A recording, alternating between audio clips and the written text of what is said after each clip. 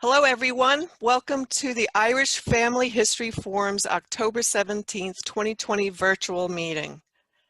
Fulcha, welcome. Glad to see you this morning. It's a beautiful October day. Today's meeting is about, we'll be with Speaker Tom Riley, and it's Andrew Horace Burke, A Man for All Seasons. It's part of the what do you call it? The Often Trained to Destiny series. And remember that this presentation is copyrighted and it may not be copied, reproduced, or shared without the permission of the speaker. This is going to be recorded and put on our website for a short time. So if you want to watch it again, or you have to leave early, you can go to the members resource section and you can go to webinars and you can see it there. And if you're looking for handouts, you could also find it under the members resource section. Now, in case you haven't gotten a invitation in the future, for some reason you have an email problem, or you're a pretty new member and you haven't wasn't sent an invitation, we have an emergency link in the members resource section of the webinars. You can click it and you can get your invitation from there. And also there is a new updated PDF of how to join an Irish Family History Forum webinar. About questions, click Q&A at the bottom of your screen. Don't click chat. That's not how we look for the questions, okay? And you can type your question in any time during the webinar, and the speaker will answer your questions at the end of the presentation, and we will attempt to answer all your questions. And we need help here with a Zoom. If you're willing to work with us and be a Zoom helper behind the scenes, we'd appreciate it. So far, you know, the more the merrier. If you're ever done a Zoom meeting or did a Zoom webinar, or you're willing to learn, give us a chance and call us, email us at MemberStream. We are in dire need of help in 2 board positions: the treasurer, which is legally necessary for a non-for-profit to function, a corresponding secretary, and if you think you'd be able to help us, please reach out and to volunteer at ifhf.org. Next month, we're going to be poll voting on Zoom. We have a list of board positions open. Again, the treasurer and corresponding secretary. The treasurer, if you can balance a checkbook, it's not hard, and everybody on the board is willing to help and lend a hand. You're not in it alone. So, and the corresponding secretary, if you can email, write a letter, pick up some mail occasionally at the post office box, that's all it takes. So please lend a hand if you can, and volunteer at irishfamilyhistoryforum.org. Okay, so next month, the people on the ballot are VP Programs, Patricia Phelan. She's in for a 2-year term. Again, the corresponding secretary position is open, and that's a 2-year term. Treasurer is open, and that's a 2-year term. Director Marianne Kane, she's up for director, and that's a 3-year term. And Peter Kane, again, is up for a 3-year term. So those are the people, that's who you'll be voting on. And if you could help us out, you can email us at volunteer.org. If you have any, we are still doing virtual Ask the Experts. Remember when we had our meetings, it would be on the table on the side of the auditorium. Well, now it will be virtual. So if you have any questions, email your questions to programs and include your phone number with your questions, because sometimes it's just easier to communicate verbally with these try to write anything about genealogy sensibly, it's very difficult. So give them a call and your phone number so they can contact you. And to remember that Irish Family History Forum is a Facebook page, and I do post a lot of upcoming events. So if you're not sure of something, you could look there. And unfortunately, because of the current situation, we've canceled the Ulster Historical Foundation all-day seminar this upcoming March, and we're going to reschedule it for March 2022. It's kind of the thing, I think we'd all like to be there in person, and I can't imagine that this is going to continue until then. Let's pray to God it doesn't. Let's be positive. The upcoming meetings. About meetings, they're going to be virtual for the remainder of the year and, probably longer. But let's not think about that right now. When in-person meetings begin again, we'd like to offer Zoom webinars. In addition, if we're back at Bethpage, we want to try to record them and have webinars so we can have grow our fan base. Next month, we have Rhoda Miller, Reducing Your Genealogical Clutter. In January, we have Sue Miller, The Soil That Yields Records. We have canceled our Christmas party this year, but it will be rescheduled for 2021 at the Irish Coffee Pub. And because we're not having that meeting, we have asked Alec Ferretti to give us a presentation, Novel New York City Records. I saw this. It's an excellent, excellent webinar. So you'll learn a lot from that one. Again, we're part of the Genealogy Federation of Long Island. And for listings of the island's monthly virtual programs, visit GFLI's website and click on the monthly program calendar. And if you have not registered for the free Roots Tech this upcoming next year, please sign up now. I did already, and I'm looking forward to it. Membership year begins January 1st, 2021. I'm hoping you guys just continue to be supportive as you've always been. That would be great. And I always like to show people where membership dollars go. Until I was on the board, I had no idea that it took money actually to run this thing, and it does. So we thank you again. And we're in this for 29 years. Next September, I think, will be our 30th year, and we couldn't have done it without you. And here are some contact information. So if you have any questions, all these are on the website, but they're here now if you want to take a look. Okay, Tom, are you ready to roll? Ready to roll. Okay. Welcome, folks. My name is Tom Riley, and I wrote a series of books on the orphan trains. In 1994, I was searching for information on a home that I grew up in, and lo and behold, at the Rockland Historical Association, I was invited to climb into a hayloft because they had records stored there, and they really didn't know what they were about, but they knew that they had retrieved them from the home that I grew up in. It was called Happy Valley School in Pomona. So I climbed the hayloft and I pulled down all these records.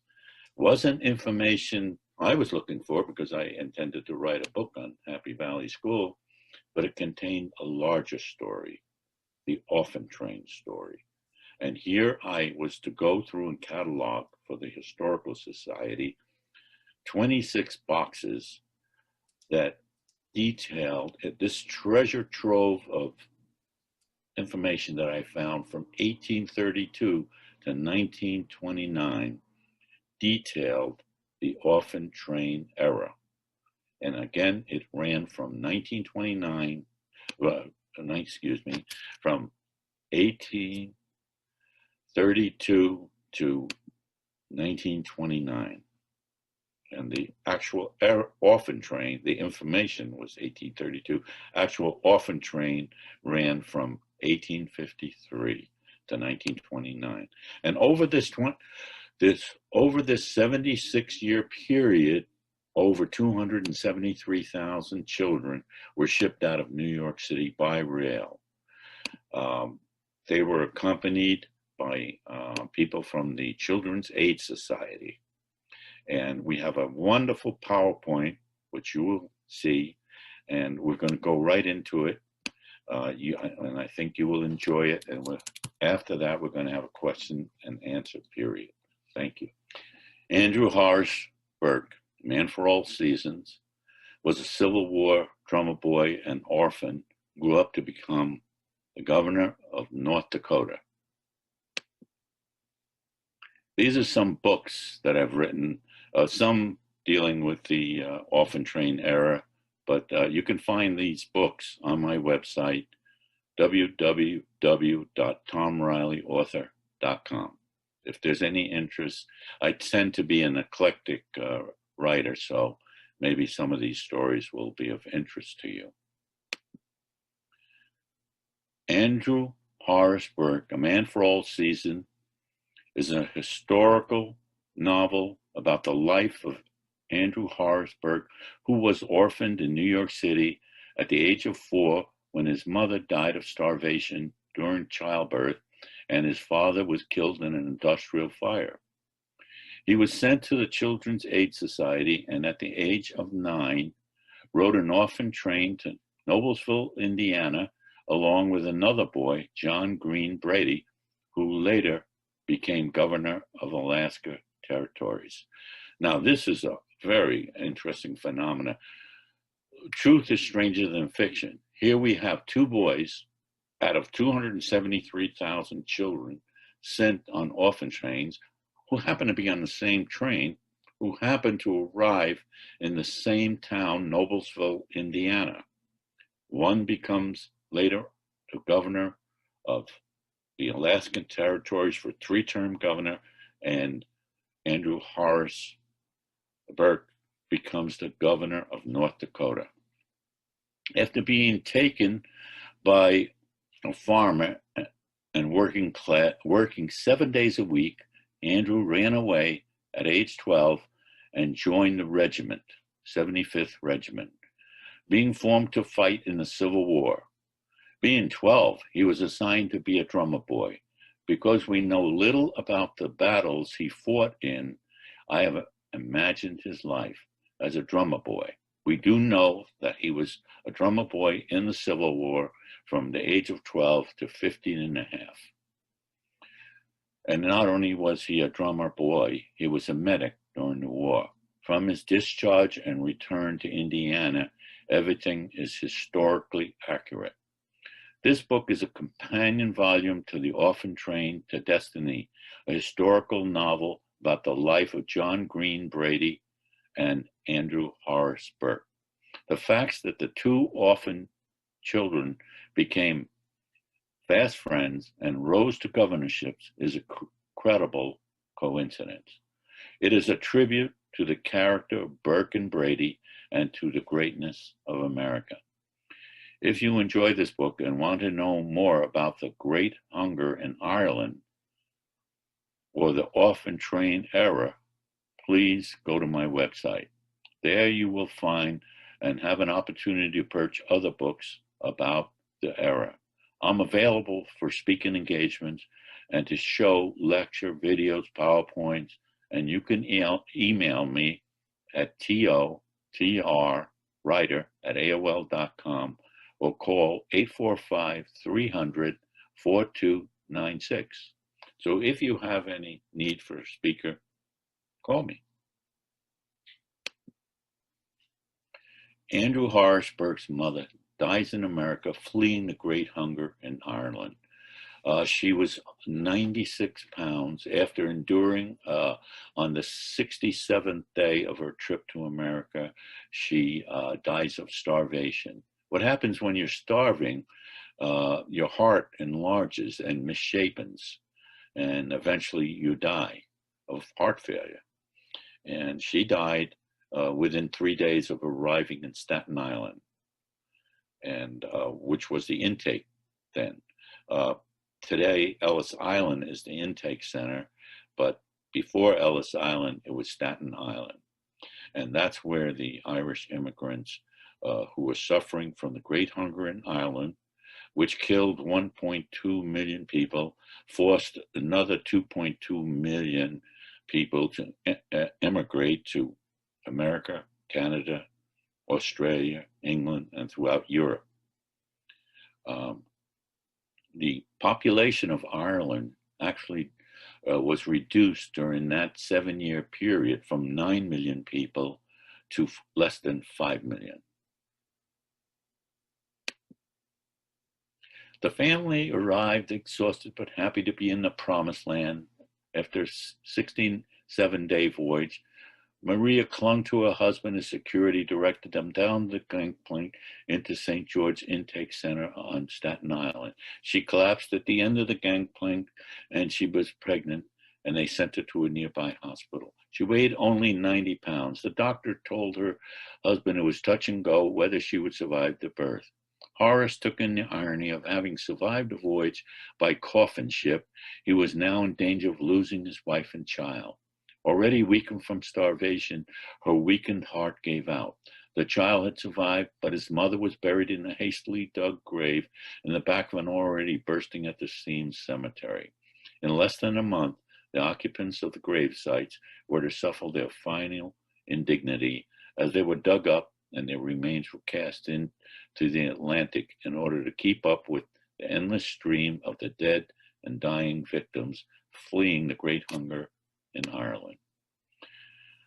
The American Female Guardian comes to the rescue of alcoholics and homeless children. Now, Horace Burke and his father arrive. His father was named Horace Burke, and Andrew, being 6 months or even younger, had found refuge in the settlement house run by the American Female Guardian, a temperance agency dedicated to rescuing the impoverished and homeless children wandering the streets of New York. At any one time, over 30,000 homeless street Arabs, they were called street Arabs, were inhabiting alleyways, sewer pipes, and boxes in a city where there was no social safety net and the law of the jungle was alive and well. A magnet to immigrants and the poor in search of jobs, the city was also a haven for gamblers, thieves, and murderers. When adults fell victim to alcoholism, prostitution, drug addiction, their children were the first to suffer. Temperance organizations such as the AFG stepped in and set up orphanages and homes for unwed mothers and battered women. Andrew was under the care of the AFG while Horace worked. In 1854, when Andrew was 4 years old, Horace Burke was killed in a factory fire. The exit doors at his workplace had been nailed shut to prevent workers leaving after 5 p.m. He died along with 38 other workers and was buried in Potter's Field. When the AFG learned of his death, they placed Andrew in a newly opened Children's Aid Society. When he was 5, he was given a paper route and moved to the newsboys' home so he could commute daily to his room and board. While he was there, John Brady, who was 3 years older, took him under his wing, showed him the ropes, and protected him from the harsh treatment by older boys. Burke's life was a struggle for survival. Like other ragamuffins or street merchants, homeless children worked in mills, collected rags, sold newspapers, or begged. They hawked matches or gum on street corners. They shined shoes, ate out of trash cans, or stole food or items to sell to junk shops.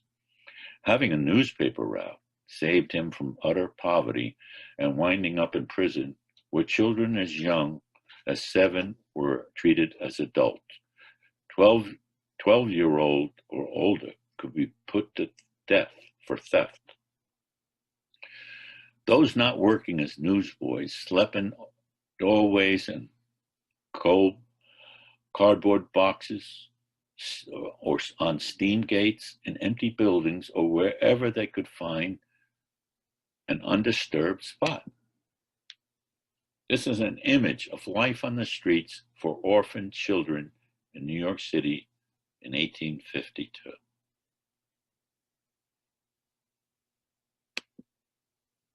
To make money to pay for his room and board at the Children's Aid Society lodging home, Burke sold the Tribune. At the assigned corner in New York City, Dorothy Lund Nelson writes in Burke's Journey that each day the oldest paperboy would shout out the words of the headlines for the 5-year-olds who couldn't read. When Burke had the correct words, he would go to his corner and yell, "Extra, extra, read all about it," and finishing his shout with the headlines for the day, taught to him by the older boys. Charles Loring Brace, the founder of the Children's Aid Society, along with Theodore Roosevelt Sr., a philanthropist, who established, both of those men established the Children's Aid Society and enlisted hundreds of well-off, in some cases millionaires, to start placing out, paying for the train fee that would run, for the trains that would run, and they ran for 76 years at a Grand Central Station in New York City.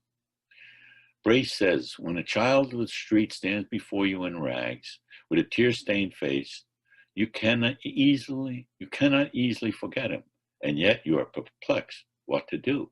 The human soul is difficult to interfere with. You hesitate how far you should go. In 1859, Andrew Burke was placed on an orphan train along with 78 other boys and girls. He was 9 years old, and accompanying him was his friend John Brady.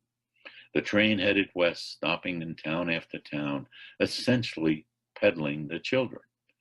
The two boys had a lot in common, writes Stephen O'Connor in Orphan Trains, not only their Irish Catholic background, their institutionalization, and their shared anxieties and hopes about what would happen to them in their new home, but also their unusual intelligence and determination.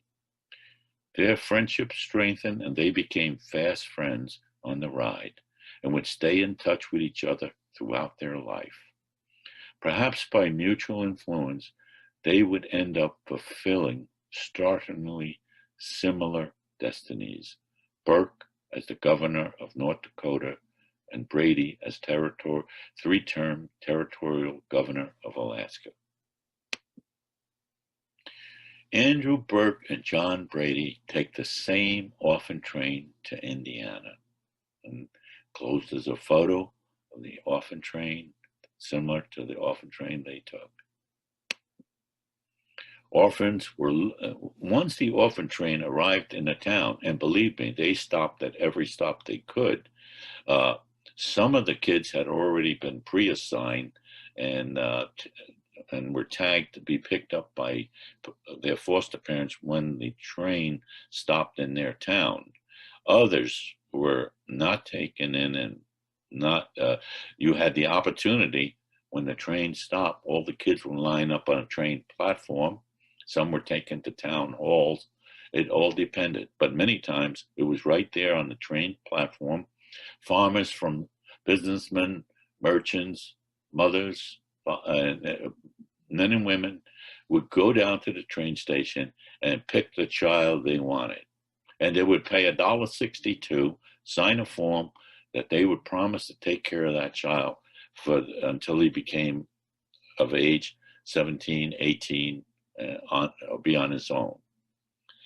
And that's what happened in many cases. And here you have, this was taking, I did a talk.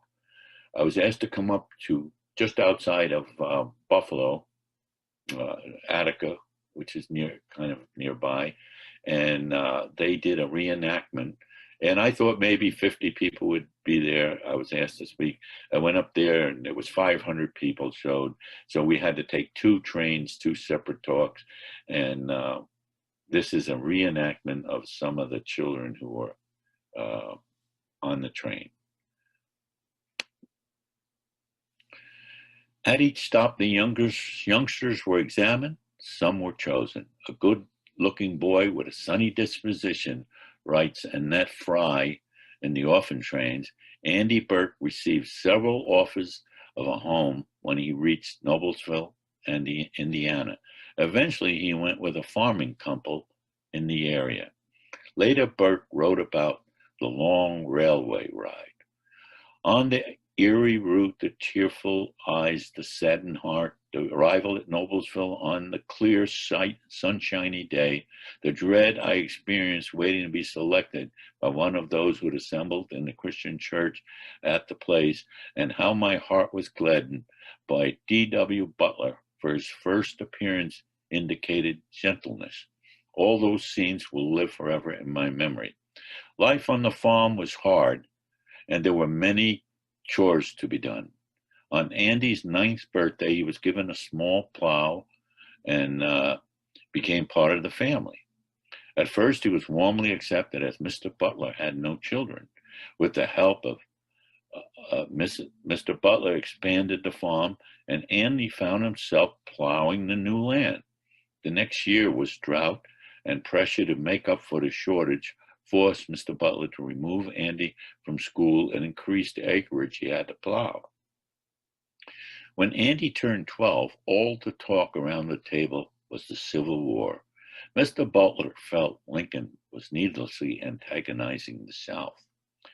Burke read avidly about Lincoln and admired his compassion and stand against slavery. Butler sensed Burke's empathy with the Union, and a growing divide manifested itself in the silence around the table. Mr. Butler would then recount all he had done for Burke and began to criticize his lack of appreciation and his work. Burke longed to be free of his lectures and began to become alienated from the family. Andy knew they were setting up the 75th Indiana Regiment to aid the Union cause in Noblesville. He left the plow and the horses in the field, walked 15 miles to Noblesville to sign up as a drummer boy. He had this thing in his mind that it was going to be a great adventure, and the work he was doing was back-breaking work in the field. The colonel questioned him to make sure he knew what he was doing and the hardships he would face. Andy's regiment began a 30-day march to South Carolina. They trained for 3 hours every day until they arrived at the battlefield in Charleston. Meanwhile, back at the Butler farm, Mr. Butler found the horse and the plow in the field and cursed the day he had taken Burke in. He conveniently forgot that in the last 6 months, he was working Andy 7 days a week and keeping him from school. "It's no picnic, boy. War is hell. Why do you think I'm mustering out? Soon as we get to New Bern, I'm out of here. You better learn those drum rolls fast, because in another 80 miles, we'll be at my farm. All this hooting and hollering and that fake patriotic send-off don't mean nothing when you come face to face with those rebels who are dead set on blowing you apart. I've had my fill of war and never want to set my eyes on another dead man. I've seen too much in the battlefield, young men bloated twice their size before being rolled into a trench and covered in lime. Why the hell you left the farm is beyond me."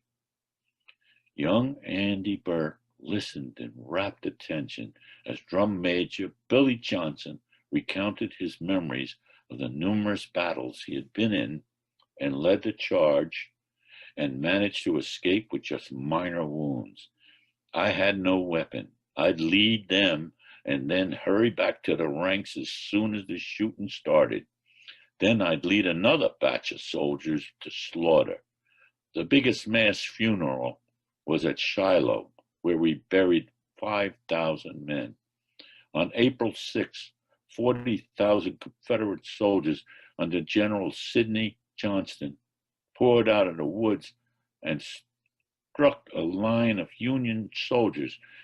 They threatened to overwhelm General Ulysses S. Grant's entire command. Andy goes to war.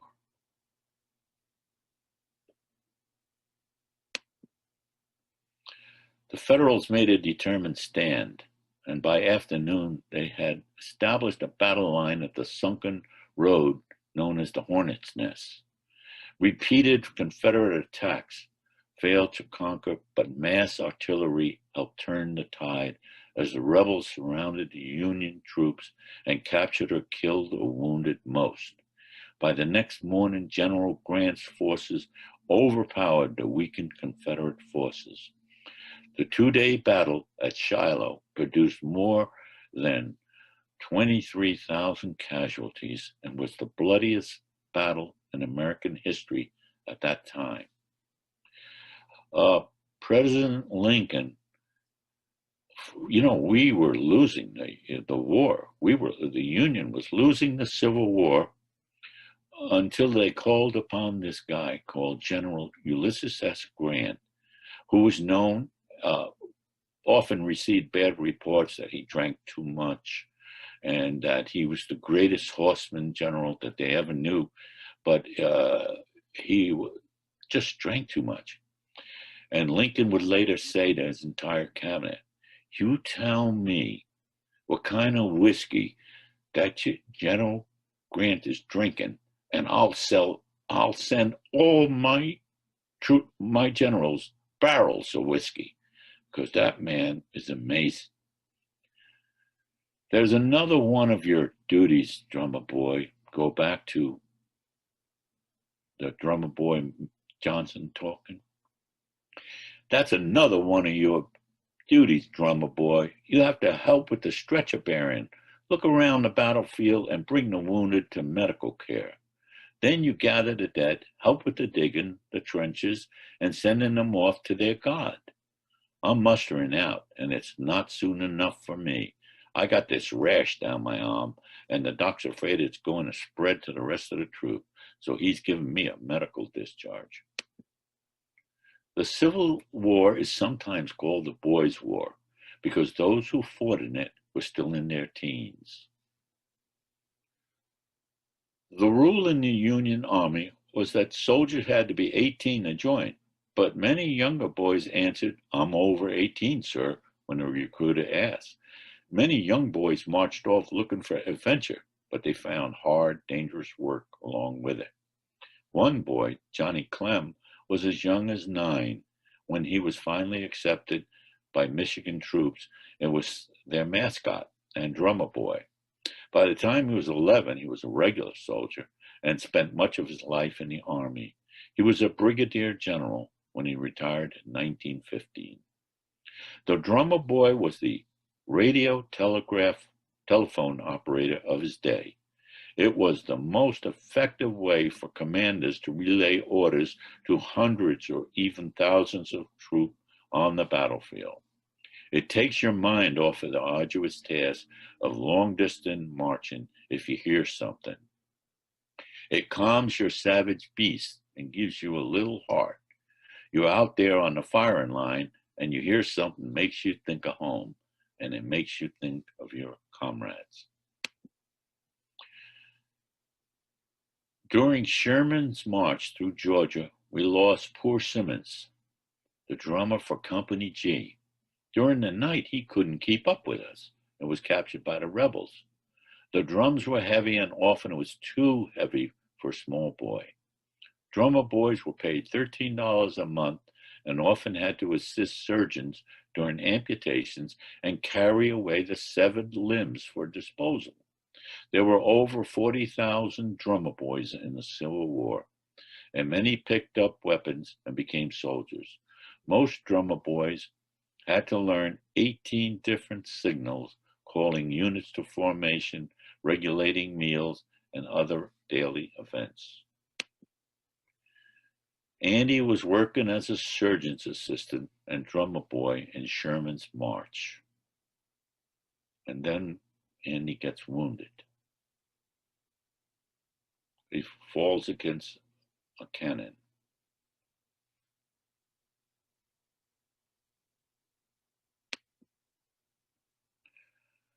When he was wounded in the lower intestines, he had made his way back to camp, but the surgeon refused to operate, as stomach wounds were considered fatal. Burke felt surely he was going to die. If the bullet wasn't removed, with the assistance of a young widowed nurse, he made up his mind to operate on himself. Now imagine that. The surgeon says, well, you're dead. I'm not even going to operate on you because I have too many other people have a chance to live. And poor Andy, I think he's 13 and a half now, says, oh my God, I'm going to die. I'm only 13 and a half. And he has this stomach wound. But he had realized that he had participated in many operations, and being an intelligent kid, he really watched closely what was being done. And he says, well, if I'm being given up for dead, then I have to help myself. I told the nurse my plan, that I was dying inch by inch every day. She agreed to help me. I told her to get some carbolic acid, 2 pairs of scissors, hot water, a sharp scalpel, and a blunt curve hook, needles, and catgut sutures. I placed a bullet between my teeth because I knew the pain would be excruciating. I took the blunt carved hook and slowly introduced it into the wound, slowly twisting it as I probed deeper. I felt I had gotten the hook over the bowel, and I drew the bowel out of the opening. Cold perspiration was pouring off my face. I pulled more of the bowel out of the opening until I saw the bloody wound in my intestines. With my sterile fingers, I felt for the slug and removed it.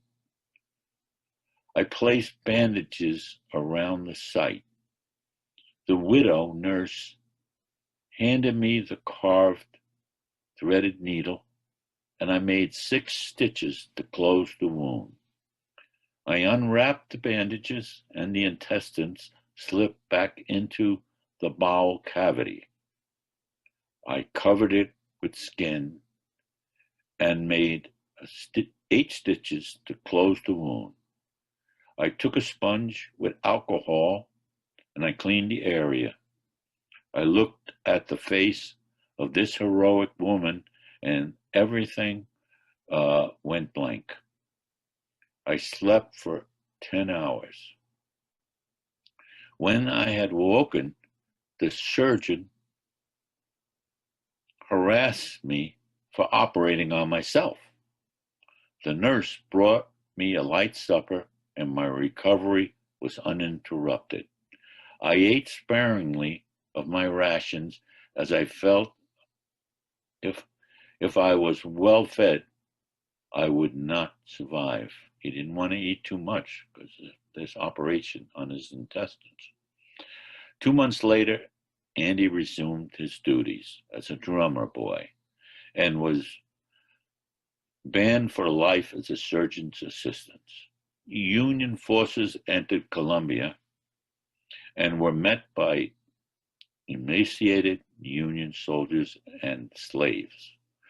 Sherman's forces destroyed anything of a military value. Sherman was in a rush to reach Atlanta and hasten the end of the war. We had been marching for 2 days and I was exhausted. I sighted a large Georgia pine and threw myself on the large matted pine needles and I fell asleep. Several hours later, I was surrounded by a band of Confederate soldiers and marched off to Andersonville prison. At this time, Andersonville held 45,000 Union prisoners. 13,000 had died from poor medical care, disease, malnutrition, exposure, and poor sanitation. This is a picture of Andy operating on himself after the surgeon refuses, thinking the wound he sustained was fatal.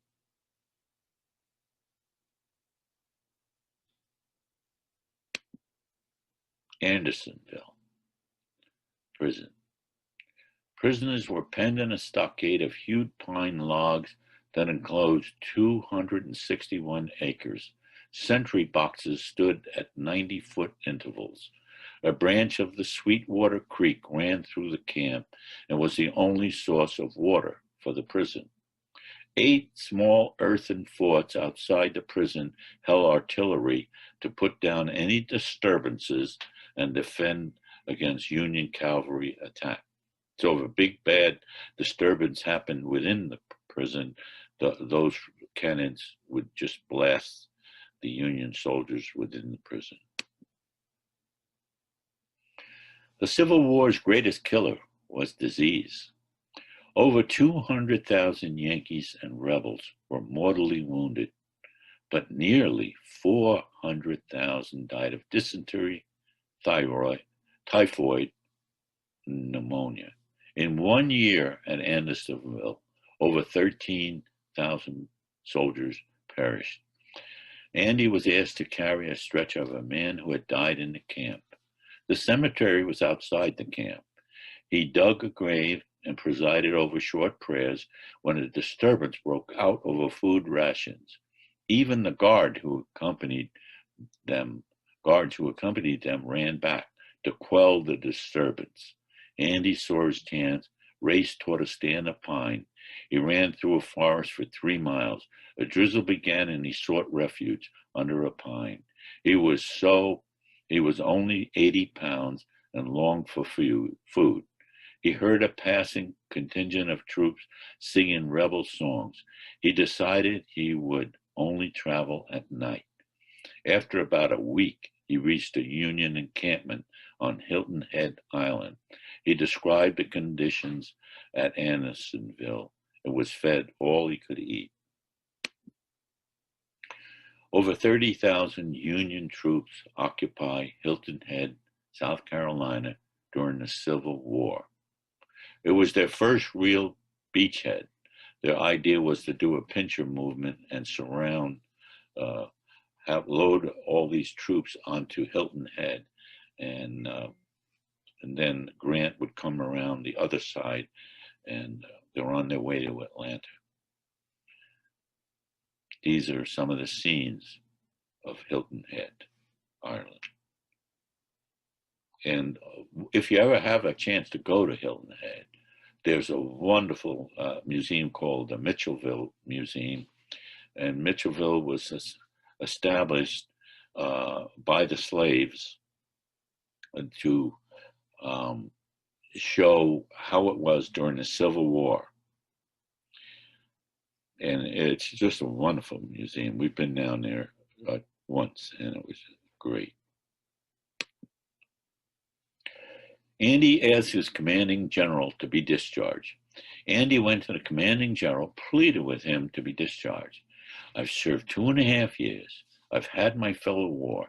I took a bullet in Georgia, spent 3 months in Andersonville. I almost starved to death. I'm only 14, have enlisted as a drummer boy with the 75th Indiana Regiment. I want to make my way back to Indiana. I've served my country to the best of my ability. I'm sick and tired of the glory of war, and my soul needs rest and peace, said Andrew. Boy, you submitted your request to the rightful authority. You are a soldier, and must remain a soldier until you are properly discharged. If you attempt to leave without orders, it will be mutiny, and I will have you shot like a dog. Go back to the fort. Don't leave without my consent. You now are a soldier of our regiment, and you'll be garrisoned here, said to General Burnside. Andy boards the Union fleet in the battle for Port Royal Sound. We boarded 60 ships and attacked Fort Walker on Hilton Head and Beauregard at Bay Point. After 3,000 shots, the rebels retreated. And that's a scene of the battleships of the time.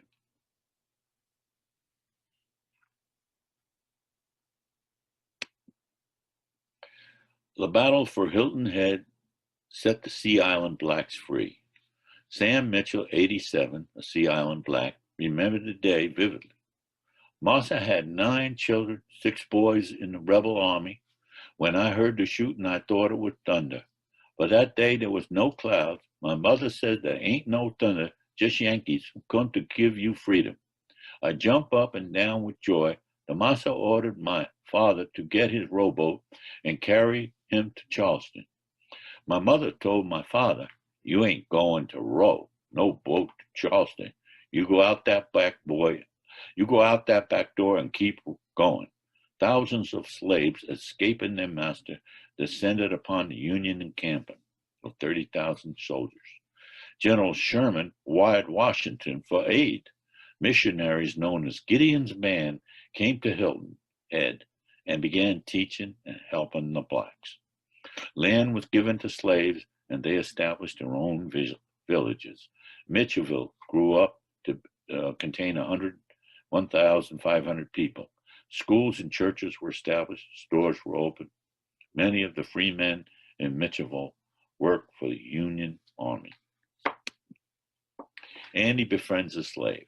Andy befriended a slave named Joseph and is invited to his home during a funeral. Death to the Gullah people. And I can't say enough about the Gullah people because we were down in South Carolina in Hilton Head and we visited Mitchellville and we learned all about the Gullah people. Most of them were from West Angola in Africa, and the British had brought them over as slaves. And they were known, even before they came to America, they had grown rice and many crops and had immunity to yellow fever. And so they were wonderful people to bring to the South, Low Country. And they also were known for the basketry that they weave. They were amazing basketry weavers. And today in America, you buy a Gullah basket, it can sometimes be worth thousands of dollars. I went down there, I wanted to buy one, but it was $350, and I didn't have the money at that time to spend on a basket. But their baskets are known for their beauty. Okay, Andy befriends a slave named Joseph and is invited to his home during a funeral. Death to the Gullah people is not an event to be handled and then forgotten about. The dead can't be buried on a rainy day. The devil would take his soul. There is a 5 to 7 day mourning period. Lots of food is cooked by family members, and the dead are buried facing east for Judgment Day. Coins are placed on their eyes and in around the grave for admittance into the spirit world. After the burial, I said goodbye to Joseph and his family as I had to get back to camp. Andy rejoins the 75th Regiment, that's his original regiment, and receives an honorable discharge. General Sherman and his army of 62,000 ordered a scorched earth policy, and we began marching toward Atlanta. I met with the drummer boys of the New York Infantry, the Ohio Infantry, the Rhode Island Infantry, and the 32nd and 33rd U.S. Colored Troops to coordinate as much as we could our drum rolls. The cadets of the Citadel Academy defending Georgia attacked and drove the Union forces several hundred yards back to their trenches. Sherman and his troops drove back the Citadel Academy. These are young boys attending our West Point in the South. It was called the Citadel Academy. It's just like our West Point here in the North. And they wanted to defend Atlanta and Georgia, so they attacked the Union Army. Okay. I finally, during this time, reunited with the 75th Regiment on Dufusky Island near Hilton Head, right in Hilton Head area. My regiment had lost 232 men. It was great to see my comrades again. However, I was sick and tired of war and was losing weight, and my lymph glands were swelling. I went to see Commander Thomas and asked to be given an honorable discharge and a stipend for my disability. I had served 3.5 years, 3 years and 7 months, and longed for peace. General Thomas grabbed my shoulder and said, "How are you, Andy? How did you manage to escape from Andersonville?" I told him my story. And General Thomas said, "I see before me a man in everything but age. You have done well. I will grant your request and see you get the medals due you. I will also see you get a pension for your injury and the 3.5 years you have served. I'm concerned about your physical deterioration, so we'll get you medically cared before we put you on a packet ship to Baltimore. You can go back to civilian life knowing you served your country admirably." Andy visits Joseph while he has some free time. With time on his hand, Andy visited Joseph to tell him that he was returning to Indiana. As they ate with the family, Joseph talked about his family and their arrival in Hilton Head. "We were brought here as slaves." Here we have a British ship and the slaves, and what you see. And these were the baskets, just one of the baskets I'm telling you about. There's so many intricate baskets that they could weave. As slaves from Angola in West Africa by the British 100 years ago. That's what Joseph was saying. "We were rice farmers, basket weavers in Angola for generations. They brought us to the low country to make baskets and farm rice because many of the white people were getting yellow fever and we had immunity to it. Many Gullah people have served with distinction in the Union Army. My brother is in Pennsylvania. I told Joseph I would make an effort to see him again. I wanted to go to college and make my way in the world. I said goodbye to him and his family." Andy Burke returns to civilian life and attends Asbury College.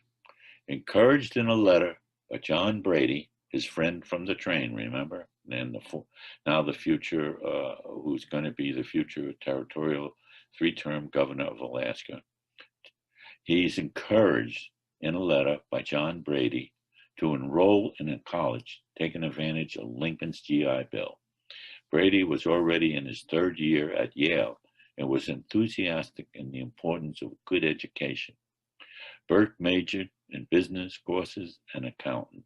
He still suffered from nightmares, headaches, and had trouble sleeping. After strong coffee in the morning, the headaches would go away and he'd attend classes. He was 16 years old, and none of his classmates knew of his wartime experience. After classes, he would work in a sawmill for 8 hours. After 2 years attending college, he went to a doctor for constant headaches, tiredness, and unresolved issues relating to the war. The doctor thought he had TB and advised him to go to a sanitarium. He moved to Minneapolis and met Carolyn Cleveland, and they married in 1879. With $64 in his pocket, he decided to move to Castleton, North Dakota, to seek his fortune. He became a bookkeeper for Hibbett and Farland and joined the Republican Party. He became the 2-time treasurer of Cass County, and when Governor John Miller decided not to run for re-election, Burke was the unanimous nominee of the Republicans. He was popular when he first became governor. The rags to riches story of a New York City orphan who rose to become a state governor was printed in newspapers across the United States. The little drummer boy becomes the governor of North Dakota from 1890 to 1893, 4 years. Andrew Horace Burke tenure as governor.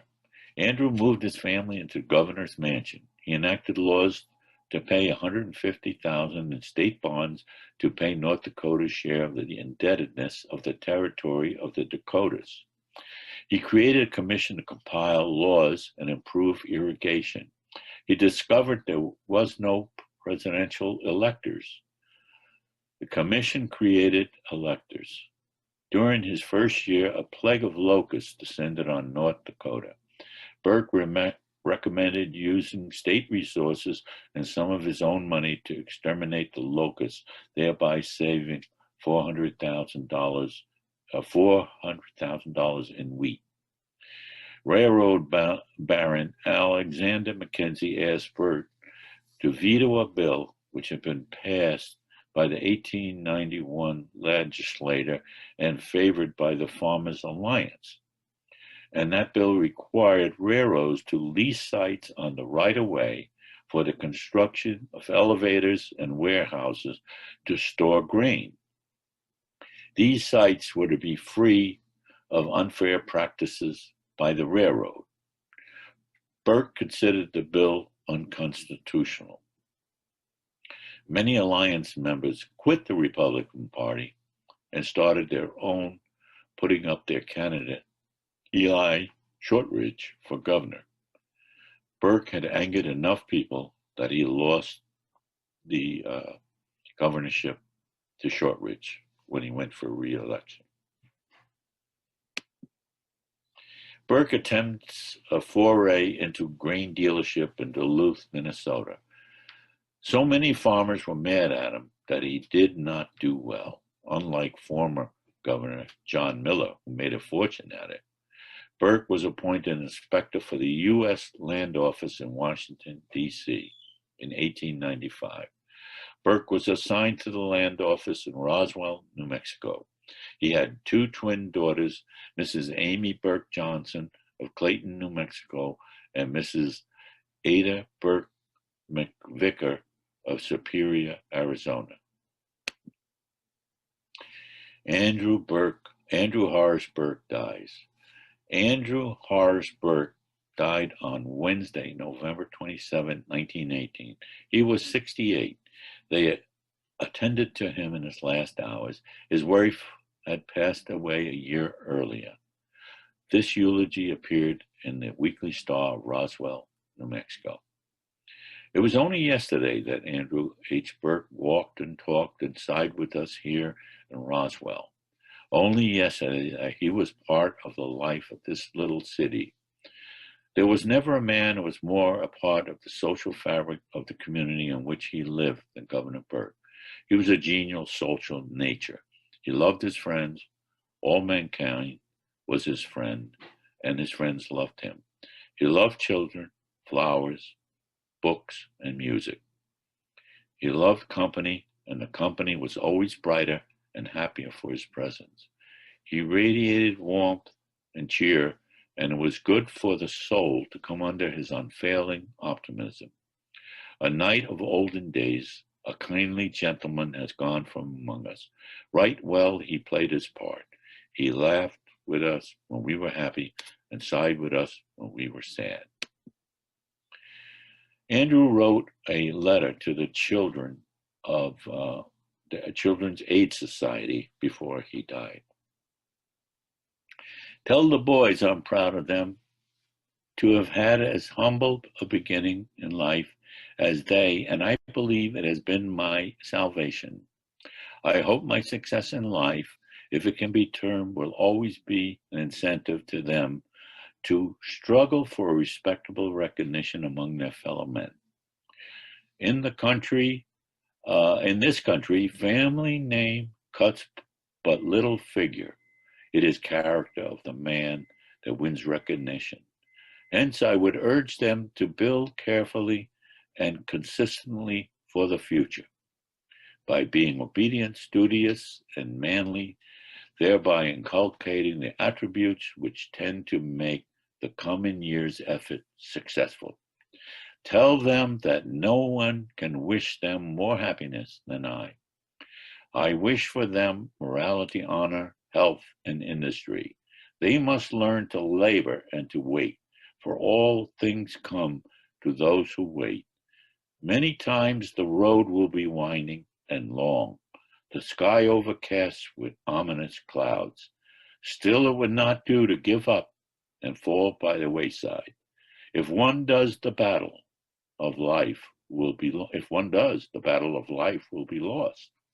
I attribute my little success in life to a few simple rules: to wit, to be honest, to be truthful, to be industrious in all the ways of life, to be a student even in small ways, when the opportunity presents itself, to be forgiving and generous to mankind in general, and to follow the golden rule: do unto others as you would have them do unto you. It's not always sunshine and balm. Some days will be dark and dreary, and into each life some rain must fall. 'Tis then the philosophy of life confronts us, and we take all our reckonings, and we find whether we are adrift. The Civil War cost, from 1861 to 1865, cost the lives of 632,000 Americans and made America the strongest nation in the world.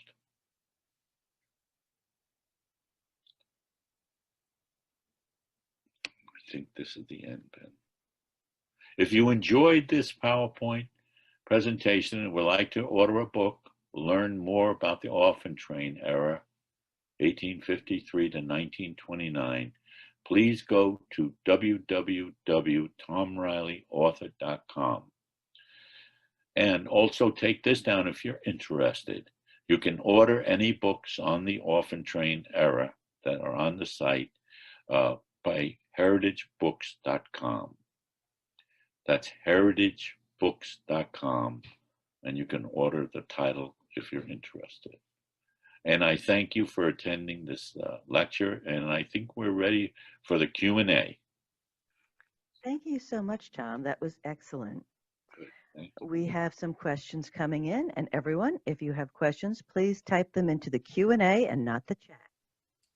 First question we have is immigrant records from St. George, Staten Island. Are they in the Castle Garden records, Ellis Island records, separate records? That's a good question, and my answer would be they could be. They could be, or they could be, I think there might be a small museum established in Staten Island that might contain the records, but I haven't heard whether there is a museum, but I'm thinking there could be. Another place to look is the, if you're not aware of it, there's a Great Hunger Museum in Lower Manhattan near the towers. And also near the Great Hunger Museum is the New York Archives. So while you're down there, ask about the archives. I teach genealogy at Westchester Community College, and we had one fellow who worked for 20 years in the archives.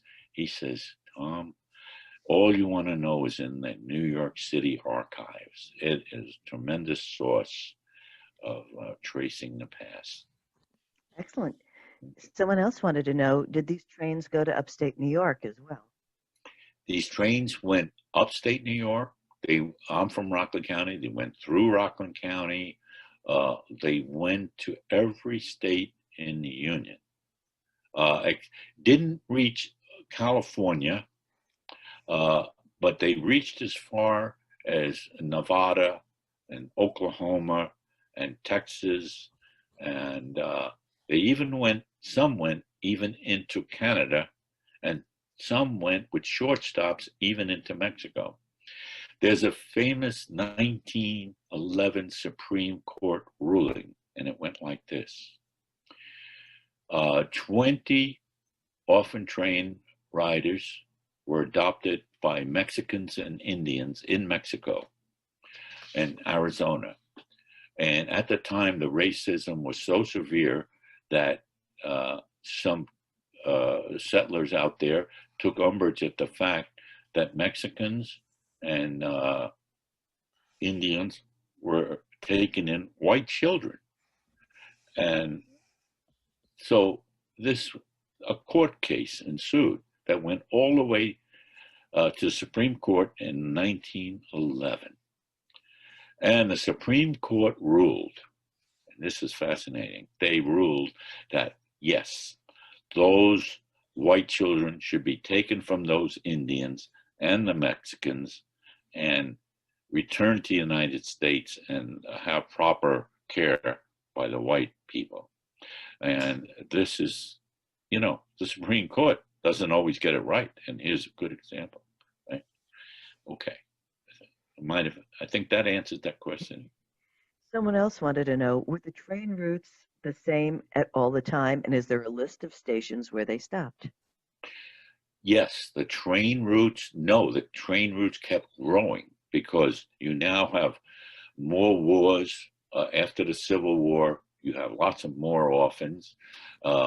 After Europe is in turmoil, so they are now sending, where you began with the Irish and the German and the English, mostly the Irish in the initial beginning. It was the Irish Great Hunger that started the trains rolling. Why? Because Charles Loring Brace said, we got to get these kids out of here for their own care. But he had a concern that there was a revolution fomenting in New York City. There were so many orphan children. 90%, I think, or 85% of all crimes were committed by people under the age of 15. So he was concerned that a revolution was fomenting in New York City. We got to get these kids out of New York City to lessen the pressure of this revolution happening. So let's disperse them all over the country for their own care, but also we got to prevent this revolution that we think is happening in New York City. Another question is about the children's immigration status. Did they ever get naturalized? The children's immigration status, when they were taken in through the intake center in Staten Island, they became automatic citizens. Yeah, so, you know, they became automatic. Now, if they came through other ways, so many people came to America and were illegal. And to this day, if you ask people from the 1890s or those 1900, or if anybody in the early 1900s, they might have come to this country illegal but obtained citizenship. And that's what had happened during that period too. And it looks like we have one final question. Do you know if Andrew had any connections to his Irish heritage? Oh, yes, I'm sure that he looked into it, but do I know? And the answer would be no. I haven't come across anything that I'm sure that he looked into it. And I encourage my audience that I'm speaking to today to look into your heritage and continue. Don't stop at brick walls. Continue beyond those. Go underneath or through the wall. You can do it. Genealogy is fascinating, and it's important. I have written like I told you, I'm an eclectic author. I've written a book called DNA Detectives, and it's about tracing your DNA and lots of other stuff. So, excellent. Thank you so much for your time today. Thank you so much, Meryl. It's been a pleasure. I hope you enjoyed this lecture, PowerPoint. And anytime you need me for a speaker, keep me in mind. Excellent. Thank you very much, Tom. Thanks, Tom. And just a reminder that next month we have Rhoda Miller on November 21st, and it's Organizing Your Genealogy Clutter, and we hope to see you then. Thank you all so much for coming. We appreciate your support. Thank you. Thank you. Thank you, Jean. Have a good week. Okay. Have a good week.